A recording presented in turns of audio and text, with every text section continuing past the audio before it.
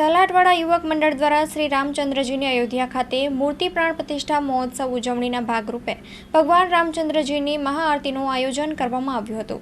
અયોધ્યા ભગવાન રામચંદ્રજીના અનુસંધાને આખા દેશભર રંગાયો છે ત્યારે માલીવાડાની અંદર સલાટવાડાની અંદર લક્ષ્મીનારાયણ મંદિર ખૂબ જૂનામાં જૂનું પ્રાચીન મંદિર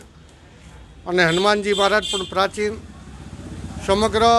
યુવક મંડળ વેપારીઓ દ્વારા મહાઆરતી તેમજ એક આપ સૌને આ માધ્યમથી હું કહું છું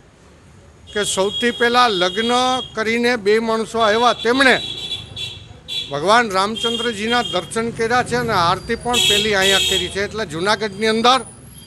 કદાચ આ સૌથી પહેલું હશે। એટલે બીજું કે આ જ વિસ્તારમાંથી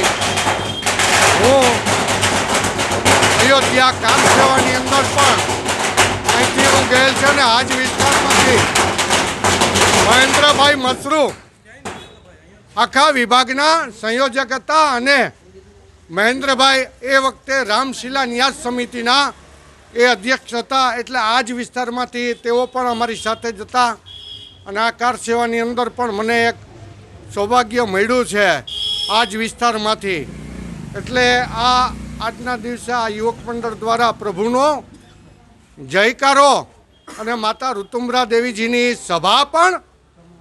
આ જ વિસ્તારમાં દિવાન ચોકમાં ઐતિહાસિક 12 સભાઓ આચાર્ય ધર્મેન્દ્ર મહારાજની પણ અહીંયા થયેલી છે અને નરેન્દ્રભાઈ મોદીજીની ગૌરવ યાત્રા પણ